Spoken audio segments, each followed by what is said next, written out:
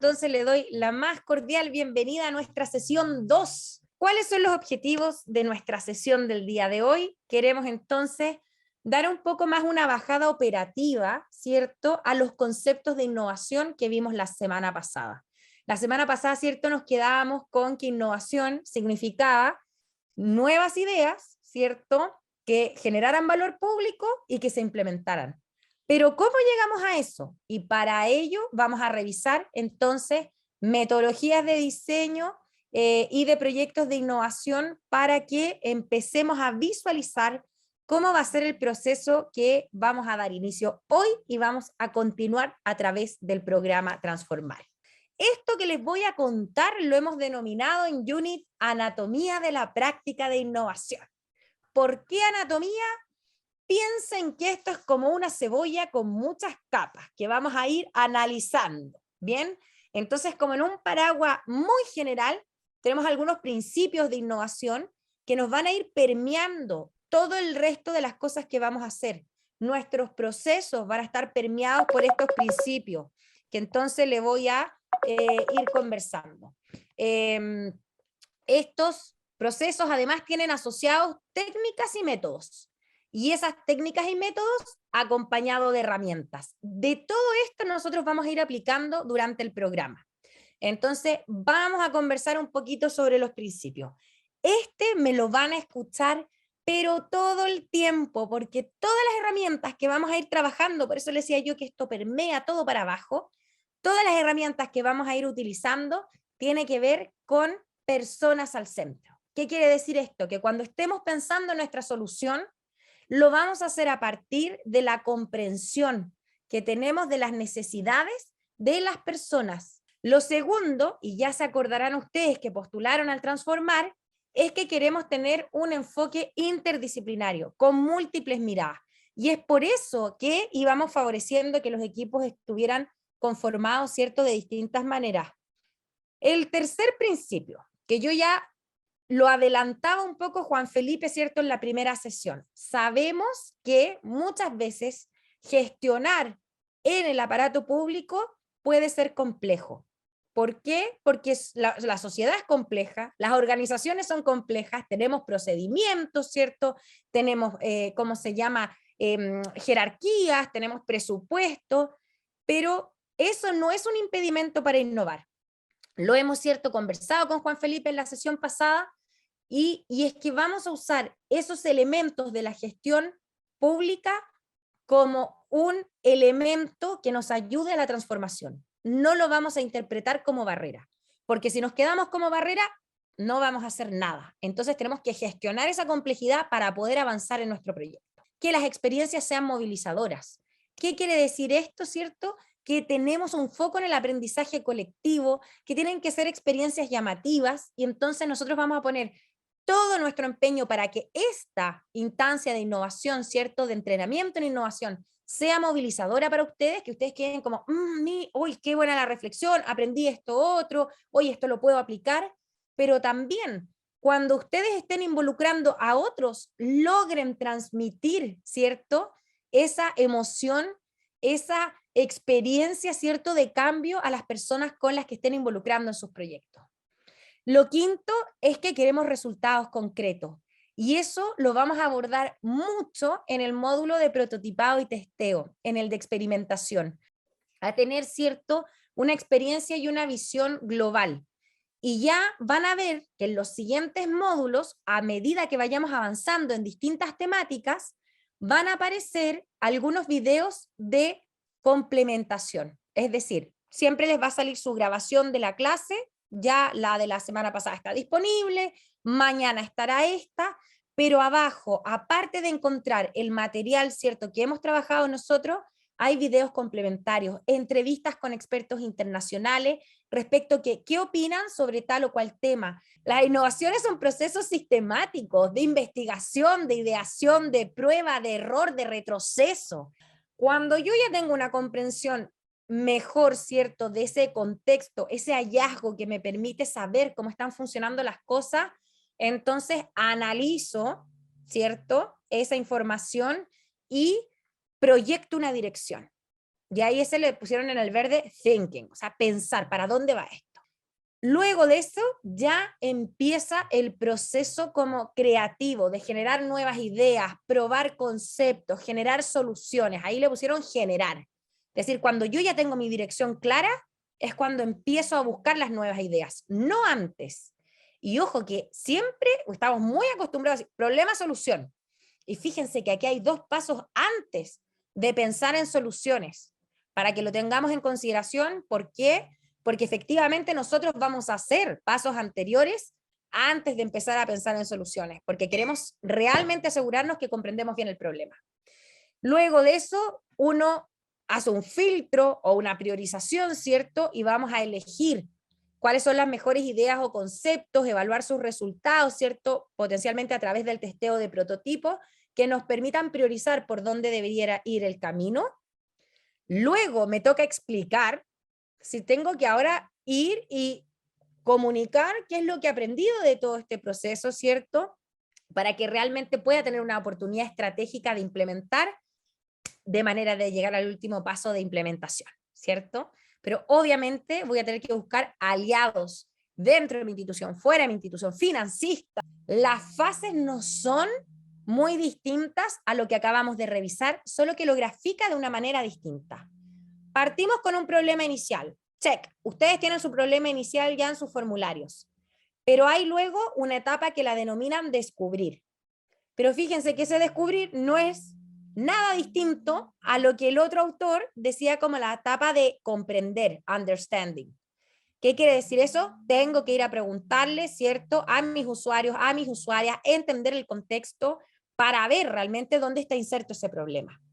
Y luego de eso, el otro elemento decía, analizar esto es definir bien cuál va a ser nuestro problema, para luego como tercer paso recién entrar a una ideación, empezar a construir prototipos, probarlos, tener esa evidencia para poder entregar, ¿cierto?, un diseño de una solución. Aquí lo que a mí me gusta particularmente de esta gráfica es que nos va ayudando a decir con qué lógica yo tengo que enfrentar el proceso. No es, ¿cierto?, como aleatorio que hayan elegido estos diamantes. ¿Por qué? Porque en el proceso de descubrimiento yo tengo que hacer un proceso de divergencia, tengo que ampliar mi mirada, recoger más información, ampliar perspectiva. Entonces, por eso va el diamante, ¿cierto?, en apertura. Y cuando yo ya tengo suficiente data, voy a tener que empezar a converger, porque no puedo abordarlo todo al mismo tiempo. Y cuando hagamos esa fase de descubrir, se van a dar cuenta que van a encontrar muchas problemáticas, unas que quizás ustedes las tenían abordadas, otras que ni siquiera sabían que existían, y no podemos abordar todo al mismo momento, vamos a tener que priorizar y vamos a tener que, ¿cierto?, definir qué es lo que realmente vamos a abordar en este proyecto de innovación. Y cuando tengamos eso definido, vamos a volver a diverger, por eso se vuelve a abrir el diamante. ¿Por qué? Porque queremos generar la mayor cantidad de ideas posibles. Y luego vamos a priorizar, prototipar y testear y empezar a quedarnos con la mejor de ellas para poder decir, ok, esta es la solución que nosotros hemos diseñado a través de este proceso de innovación. Tenemos evidencia de que es deseable, es implementable, ¿cierto? Creemos que este es el camino que tenemos que seguir. A través del programa o para visualizar muchas veces este proceso, lo hacemos de manera lineal. El proceso de innovación no es lineal. ¿Qué quiere decir eso? Que si estoy en la parte de ideación o de testeo de prototipos y la gente realmente me dice que por acá no va la cosa, yo quizás voy a tener que retroceder a la fase de exploración e indagar más, porque quizás no indagué lo suficiente o estoy descubriendo algo que no salió en el primer momento de la indagación que hice, y en ese sentido, entonces necesito volver de las lógicas de divergencia y convergencia, de cómo cuando ellos le llaman inspiración en vez de exploración o descubrimiento, lo mismo. Y este momento de divergencia, ¿cierto? Ahí lo grafican con esta flecha hacia arriba, la convergencia hacia abajo.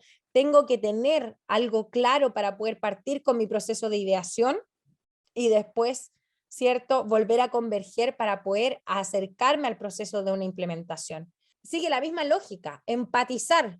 ¿Qué tiene que ver eso? Ponerse en los zapatos de los usuarios.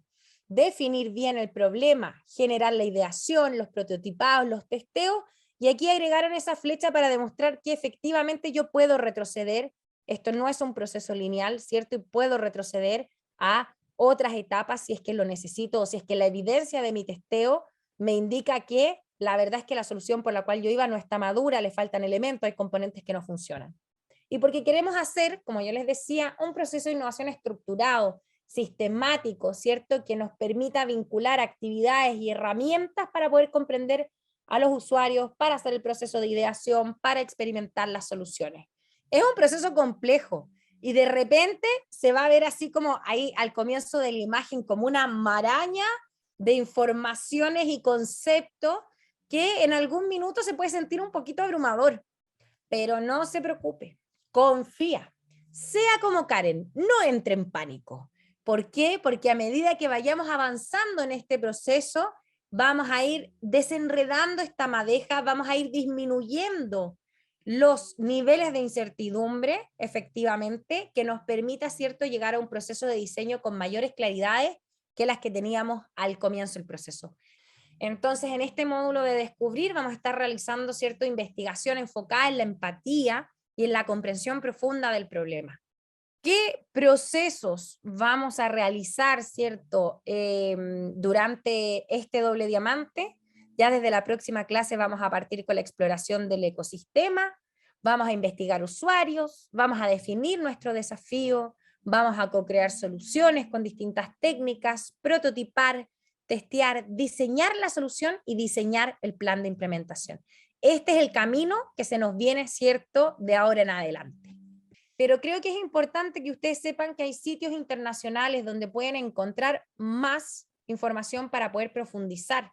Está, cierto, el kit de Nesta, que si bien ellos lo tienen denominado, está en el español también, lo tienen denominado como un kit de innovación social, tengan la certeza de que son las mismas herramientas que se ocupan para la innovación pública y para la innovación privada. ¿Por qué? Porque tiene que ver con la aplicación de una lógica. Da lo mismo si estamos hablando de usuario, de cliente, ¿cierto? Pero tiene que ver con el foco en las personas. Muchos de estos métodos, ¿cierto?, vienen del diseño. Se combinan con métodos de investigación social, con metodología de proyecto, es como una mixtura, pero hay harto que viene, ¿cierto?, del mundo del diseño, y quiero decir que la verdad es que los diseñadores han hecho un muy buen trabajo sistematizando esto en libros, en publicaciones, y las plantillas son básicamente, ¿cierto?, como la bajada operativa de las herramientas, que nos van a permitir ir ordenando la información, nuestras ideas, nuestros hallazgos en el proceso de descubrimiento para poder ir tomando decisiones.